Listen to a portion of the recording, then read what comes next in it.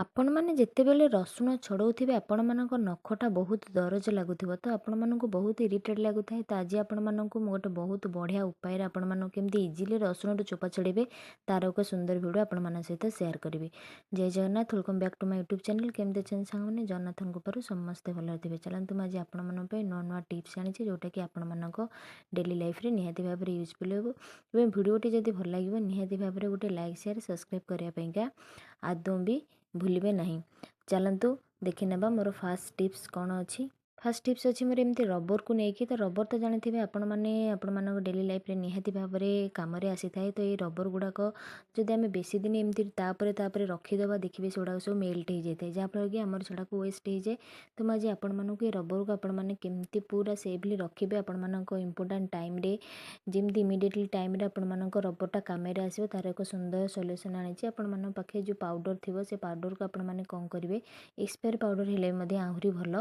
ତ ଆପଣମାନେ କ'ଣ କରିବେ ନା, ଏ ପାଉଡ଼ରକୁ ଆପଣମାନେ ଏ ରବର ସହିତ ପୁରା ମିକ୍ସ କରିଦେବେ, ଯେମିତିକି ଏଇ ରବର ଉପରେ ଗୋଟେ ପାଉଡ଼ରର କୋଟିଂ ପଳେଇ ଆସିବ। କାରଣ ଏଇ ଶୀତ ଦିନେ ଆପଣମାନେ ଦେଖିଥିବେ ତ ଏ ରବର ବେଶୀ ଦିନ ରହିଲେ ତାପରେ ଗୋଟେ ମଶ୍ଚର ଆସିକି ସେ ସବୁ ଅଠା ଟାଇପ୍ର ରବରକୁ ରବର ଦେହରେ ଲାଗିକିରି ରହିଯାଇଥାଏ, ଯାହାଫଳରେ କି ରବର ଗୁଡ଼ାକ ଆଉ କାମରେ କୌଣସି ଆସିପାରିନଥାଏ। ତ ଆପଣମାନେ କ'ଣ କରିବେ ନା, ଏମିତି ରବର ଯଦି ଆପଣମାନଙ୍କ ଘରେ କିଛି ଥିବ ତ ନିହାତି ଭାବରେ ଆପଣମାନଙ୍କ କାମରେ ଆସୁଥିବ। ତ ଆପଣମାନେ ଗୋଟେ ପାଉଡ଼ର କୋଟିଂ ତାପରେ ଦେଇଦେବେ, ଦେଖିବେ ଆପଣମାନଙ୍କ ରବର ବହୁତ ଦିନ ପର୍ଯ୍ୟନ୍ତ ଯିବ। ଆଉ ରବର ଏମର୍ଜେନ୍ସି ଟାଇମ୍ରେ ଆପଣମାନଙ୍କ କାମରେ ମଧ୍ୟ ଆସିଥାଏ। ତ ତାକୁ ଆମେ ଯଦି ନ ରଖିବା ତାହେଲେ ଆମେ ଆମର ବହୁତ ସମସ୍ୟାର ସମାଧାନ ହେଇପାରିବ। ତାପରେ ନେକ୍ସଟ ଟିପ୍ସ ଅଛି ମୋର ମସଲାକୁ ନେଇକି। ତ ଆପଣମାନଙ୍କ ଘରେ ଯଦି ଏମିତି ମସଲା ଆସୁଥିବ ତ ମସଲା ଗୁଡ଼ାକ ଆମେ ଖୋଲି ସାରିଲା ପରେ ଦେଖନ୍ତୁ ଡବାଟା ଏମିତି ପୁରା ମୁହଁ ମେଲା ହେଇକି ରହିଥାଏ, ଯାହାଫଳରେ କି ମସଲାର ସ୍ମେଲ୍ଟା ପଳେଇ ଯାଇଥାଏ। ଆଉ ମସଲାର ସ୍ମେଲ୍ ଯେଉଁମାନେ ମସଲାରେ ରଖିବାର କିଛି ଫାଇଦା ହିଁ ରହିବନି। ଆପଣମାନେ କ'ଣ କରିବେ ନା, ମସଲା ଭିତରେ ଯେଉଁ ଜରିରେ ପାଉଚରେ ମସଲା ଥାଏ ତାକୁ ଏମିତି ମୋଡ଼ିକି ତା ଭିତରେ ରଖିଦେବେ। ଆଉ ଦୁଇପଟ ସାଇଡ଼୍ ଯେଉଁ ତାର ଅଛି ତାକୁ ଏମିତି ଟିକେ ପ୍ରେସ୍ କରିଦେଲେ ସେ ଟିକେ ଭାଙ୍ଗିଯିବ, ଯାହାଫଳରେ କି ଆମକୁ ରଖିବା ପାଇଁକା ସୁବିଧା ହେବ। ଭିଡ଼ିଓଟିକୁ ଦେଖନ୍ତୁ ପୁରା ମୁଁ କେମିତି ପ୍ରପରଲି କରୁଛି। ଆପଣମାନେ ସେମିତି ଏମିତି ଡବାବାଲା ଯଦି ଆପଣମାନେ ମସଲା ଆଣୁଥିବେ ତ ଏମିତି ଆପଣମାନେ ତାକୁ ପୁରା ଯେମିତି ଏୟାର ଟାଇଟ୍ ଭଳିଆ ରଖିବେ, ତା ଭିତରକୁ ଏୟାର ଯାଇପାରିବନି। ଯଦି ଏୟାର ତା ଭିତରକୁ ଯିବ ମସଲାର ସ୍ମେଲ୍ ଯିବା ସହିତ ମସଲାଟା ପୁରା ମାନେ ନଷ୍ଟ ହେଇଯିବ ଭିତରୁ। ତ ଏମିତି ତାକୁ ପ୍ରେସ୍ କରିଦେଲା ପରେ ଆପଣମାନଙ୍କ ପାଖରେ ଯେଉଁ ପେନ୍ ଥିବ, ପେନ୍ର କ୍ୟାପ୍କୁ ଆପଣମାନେ କ'ଣ କରିବେ ନା ଏମିତି ଦେଇଦେବେ। ମୁଁ ଯେମିତି ଦେଉଛି ଆପଣମାନେ ସେମିତି ଦେଖନ୍ତୁ।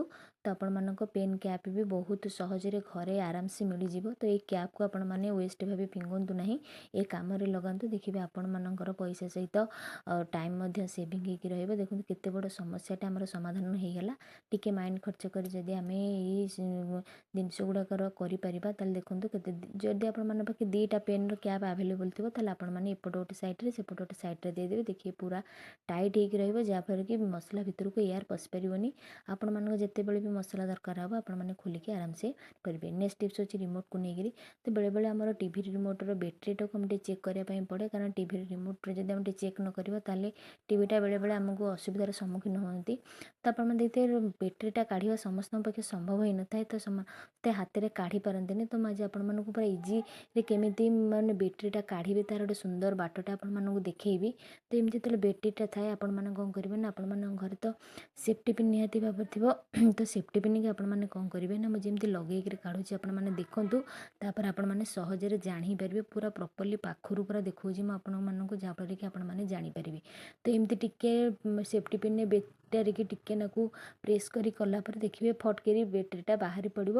ଆପଣମାନଙ୍କୁ ନଖରେ କି କୌଣସି ଜିନିଷରେ ତାକୁ ବାହାର କରିବା ପାଇଁକା ଅସୁବିଧାର ସମ୍ମୁଖୀନ ହେବାକୁ ପଡ଼ିବ ନାହିଁ। ଦେଖନ୍ତୁ ମୁଁ ଆପଣମାନଙ୍କୁ ଦେଖାଉଛି ପୁରା ସେଫ୍ଟି ପିନ୍ଟାକୁ ପୁରା ପ୍ରପରଲି କେଉଁ ବ୍ୟାଟେରୀର କେଉଁ ପଟ ସାଇଡ଼୍ରେ ଦେଲେ ଆପଣମାନେ ଇଜିଲି କାଢ଼ିପାରିବେ। ସ୍ପ୍ରିଙ୍ଗ ପଟ ସାଇଡ଼୍କୁ କେବେ କାଢ଼ିବେନି।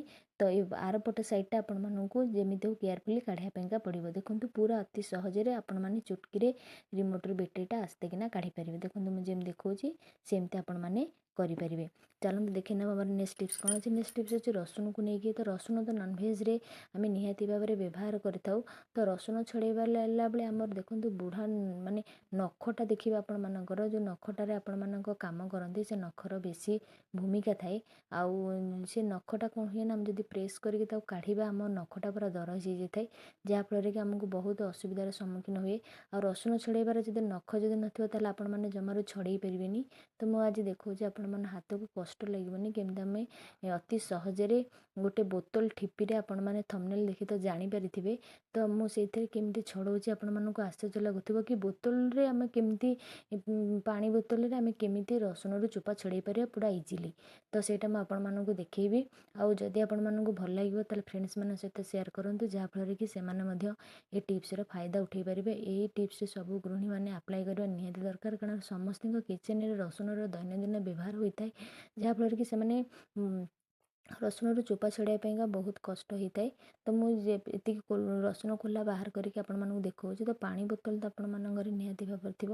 ତ ପାଣି ବୋତଲର ଠିପିଟାକୁ ଆପଣମାନେ କାଢ଼ିକିରି କେମିତି ପ୍ରୋସେସ୍ରେ ମୁଁ କାଢ଼ୁଛି ସେଇଟାକୁ ଫାଷ୍ଟରୁ ଲାଷ୍ଟ ପର୍ଯ୍ୟନ୍ତ ଦେଖିବା ପାଇଁକା ପଡ଼ିବ। ଦେଖନ୍ତୁ ଆପଣମାନେ କ'ଣ କରିବେ ନା, ଯେଉଁ ରସୁଣର ଚୋପା ଛଡ଼େଇବେ, ରସୁଣର ମୁଣ୍ଡ ପାଖଟା ବହୁତ ହାର୍ଡ଼ ହେଇଥାଏ। ତ ନଖରେ ଆମେ ଯେତେବେଳେ ଛଡ଼େଇଥାଉ ନା, ଆମ ନଖ ବହୁତ ଦରଜ ହେଇଥାଏ, ଯାହାଫଳରେ କି ଆମେ ରସୁଣରୁ ଚୋପା ଛଡ଼େଇ ପାରିନଥାଉ। ତ ଯେଉଁ ପଟ ହାତରେ ଆପଣମାନେ ରସୁଣ ଧରୁଛନ୍ତି ସେ ପଟ ହାତରେ ଆପଣମାନେ ଟିକେ ହାଲକେଇକି ଧରିବେ, ଆଉ ଠିପିଟା ଆପଣମାନେ ଯେଉଁଠି ହାତରେ ଧରୁଛନ୍ତି ସେଇଟା ଟିକେ ପ୍ରେସ୍ କରିକି ଧରିବେ। ତ ଆପଣମାନେ ଆସ୍ତେ ଆସ୍ତେ ରସୁଣର ମୁଣ୍ଡକୁ ଏମିତି ମେଲା କରି ଚାଲିବେ, ଦେଖିବେ ଆପଣମାନେ ଆରାମସେ ରସୁଣରୁ ଚୋପାଟାକୁ ଛଡ଼େଇ ପାରିବେ। ଆପଣମାନଙ୍କ ନଖର କୌଣସି ଆବଶ୍ୟକତା ପଡ଼ିବନି, କି ନଖ ମଧ୍ୟ ଆପଣମାନଙ୍କର ଦରଜ ବି ହେବନି। ଦେଖନ୍ତୁ ପୁରା ପାଖରୁ ଦେଖାଉଛି। ଏ ଟିପ୍ସଟି ସବୁ ଗୃହିଣୀମାନେ ନିହାତି ଭାବରେ ଦେଖନ୍ତୁ। ଆଉ ଏଇ ଯେତେବେଳେ ଆପଣମାନଙ୍କର ଦରକାର ପଡ଼ୁଛି ରସୁଣ ଛଡ଼େଇବା ପାଇଁକା, ତ ଏଇ ଠିପି ମାଧ୍ୟମରେ ଛଡ଼େଇବେ, ଦେଖିବେ ଆପଣମାନଙ୍କୁ କୌଣସି ପେନ୍ ହେବନି। ଆଉ ଆପଣମାନେ ଆରାମସେ ଚୁଟକିରେ ରସୁଣରୁ ଚୋପା ଛଡ଼େଇ ପାରିବା। ରସୁଣ ଛଡ଼େଇବାର ଟେନସନ୍ ଆଉ ରହିବ ନାହିଁ। ଦେଖନ୍ତୁ ମୁଁ ଯେମିତି ଦେଖାଉଛି ଆପଣମାନେ ସେମିତି ଦେଖନ୍ତୁ। ଆସ୍ତେ ଆସ୍ତେ କରି ଆପଣମାନେ ଆକୁ କାଢ଼ି ପାରିବେ ଚୋପା। ଟିକେ ନାକୁ ମୁଣ୍ଡକୁ ଆପଣମାନେ ହାଲକେଇକି ଧରିବେ। ଏପଟେ ବୋତଲର ଠିପିଟା ଯେଉଁ ପଟ ହାତରେ ଧରିଥିବେ ସେଇଟାକୁ ଆପଣମାନେ ଟିକେ ଟାଇଟ୍ରେ ଧରିବା ପାଇଁକା ପଡ଼ିବ। ତ ପ୍ରେସ୍ କରିକି ଆପଣମାନେ ରସୁଣର ମୁଣ୍ଡଟାକୁ ଆଗ ଫାଷ୍ଟ ଛଡ଼େଇଲେ ହିଁ ଆପଣମାନେ ବାକି ଚୋପା ତକ ଆପଣମାନେ ଛଡ଼େଇ ପାରିବେ। ଦେଖନ୍ତୁ ମୁଁ ଦେଖାଉଛି ପୁରା ପାଖରୁ। ଆପଣମାନେ କହିବା ଅପେକ୍ଷା ଦେଖିଲେ ମଧ୍ୟ ଆପଣମାନେ ଆରାମସେ ଜାଣିପାରିବେ ପ୍ରପର୍ଲି ଜିନିଷଟା କ'ଣ କେମିତି ହେଉଛି। ତ ସବୁବେଳେ ଆପଣମାନେ ଏଇଟା ଦେଖନ୍ତୁ। ରସୁଣର ଆଗ ଚାରିପଟୁ ଚୋପାଟାକୁ ଆଗ ଆସ୍ତେ ଆସ୍ତେ ଠିପିରେ ପ୍ରେସ୍ କରିକି କାଢ଼ି ସାରିଲା ପରେ ଆପଣମାନେ ଦେଖନ୍ତୁ ଏମିତି ମାନେ ଚୋପା ଛଡ଼େଇଲା ଭଳିଆ ଆପଣମାନେ ପୁରା ରସୁଣରୁ ଚୋପାଟା ପୁରା ଆରାମସେ ଛଡ଼େଇ ପାରିବେ। ଆଉ ନଖ ମଧ୍ୟ ଆପଣମାନଙ୍କର ବିଲକୁଲ ପେନ୍ ହେବ ନାହିଁ। ଦେଖନ୍ତୁ ଆରାମସେ ଏମିତି ଆପଣ ରସୁଣ ଛଡ଼େଇ ପାରିବେ। ରସୁଣର ଚୋପା ଛଡ଼େଇବାର ଟେନସନ୍ଟା ଆପଣମାନଙ୍କର ପୁରା ଦୂର ହେଇଯିବ। ଆଶା କରୁଛି ଆଜିର ସବୁ ଟିପ୍ସ ଆପଣମାନଙ୍କ ପାଇଁ ପୁରା ୟୁଜଫୁଲ୍ ଥିବ। ଯଦି ଭଲ ଲାଗିବ ନିହାତି ଭାବରେ ଗୋଟେ ଲାଇକ୍ କରିବେ। ଆଉ ଯଦି ମୋ ଚ୍ୟାନେଲରେ ନୂଆ ଥିବେ ପ୍ଲିଜ୍ ସବସ୍କ୍ରାଇବ୍ କରିବେ ଓ ପାଖରେ ଥିବା ବେଲ୍ ବଟନ୍ ପ୍ରେସ୍ କରିବେ, ଯାହାଫଳରେ କି ମୋର ଭିଡ଼ିଓର ପ୍ରଥମ ନୋଟିଫିକେସନ୍ ଆପଣମାନଙ୍କ ପାଖକୁ ଯାଇପାରିବ। ରହୁଛି, ଜୟ ଜଗନ୍ନାଥ।